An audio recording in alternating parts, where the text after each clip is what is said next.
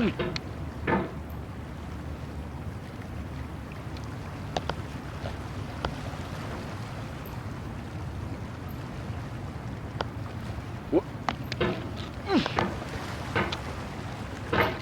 no feeling more intense than starting over. If you deleted your homework the day before it was due, as I had, or if you left your wallet at home and you have to go back after spending an hour in the commute. If you won some money at the casino and then put all your winnings on red but it came up black. If you got your best shirt dry cleaned before a wedding and then immediately dropped food. If you won an argument with a friend and then later discovered that they just returned to their original. Starting over is harder than starting up. If you're not ready for that, like if you've already had a bad day, then what you're about to go through might be too much. Feel free to go away and come back. I'll be here. Alright, thanks for coming with me on this trip. I'll understand if you have to take a break at any point. Just find a safe place to stop and quit the game. Don't worry, I'll save your progress, always. Even your mistakes.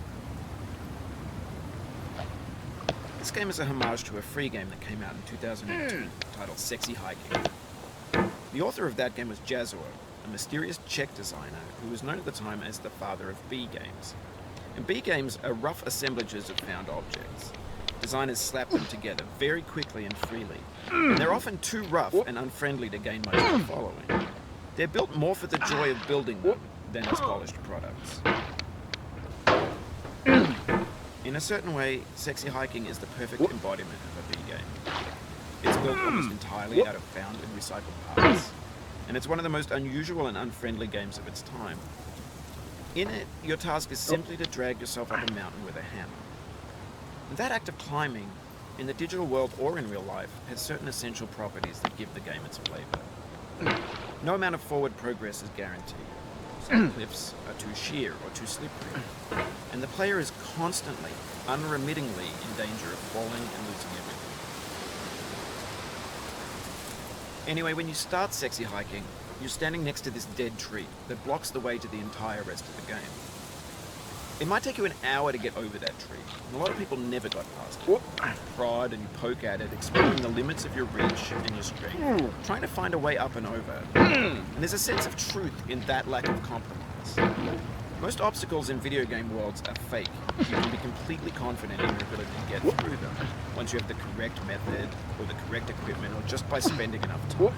In that sense, every pixelated obstacle in Sexy Hiking is real.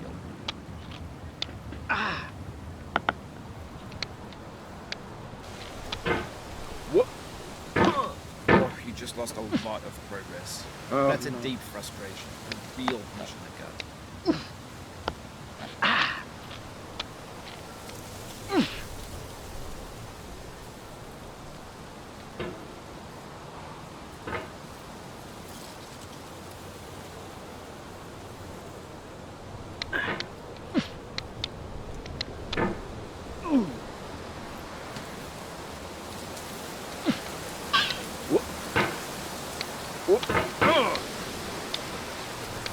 The obstacles in Sexy Hiking are unyielding, and that makes the game uniquely frustrating. But I'm not sure Jazzuo intended to make a frustrating game. The frustration is just essential to the act of climbing, and it's authentic to the process of building a game about climbing. A funny thing happened to me as I was building this mountain. I'd have an idea for a new obstacle, and I'd build it, test it, and it would usually turn out to be unreasonably hard. But I couldn't bring myself to make it easier. It already felt like my inability to get past the new obstacle was my fault, as a player rather than as a builder. Imaginary mountains build themselves from our efforts to climb them, and it's our repeated attempts to reach the summit that turns those mountains into something new.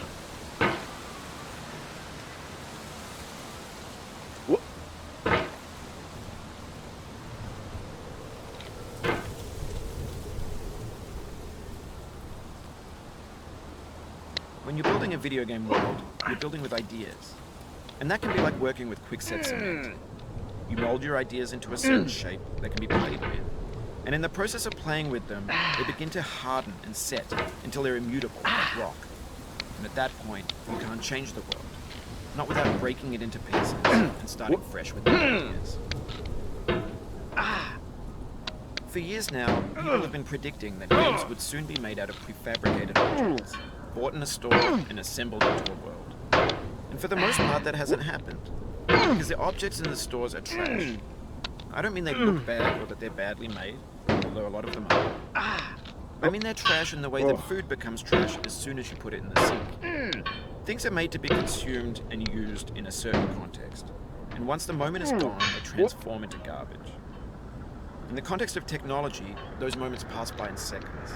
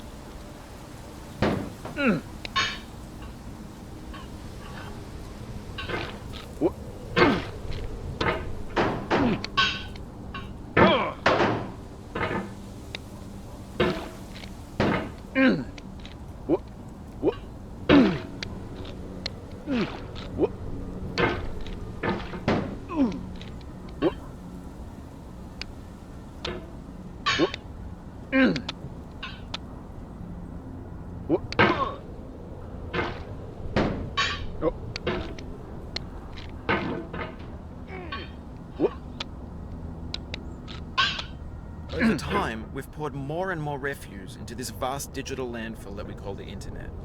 It now vastly outnumbers and outweighs the things that are fresh and untainted and unused. When everything around us is cultural trash, trash becomes the new medium, the lingua franca of the digital age. And you can build culture out of trash, but only trash culture. Be games, be movies, be music, be philosophy. Maybe this is what digital culture is. A monstrous mountain of trash, the ash heap of creativity's fountain. A landfill with everything we ever thought of in it. Grand, infinite, and unsorted.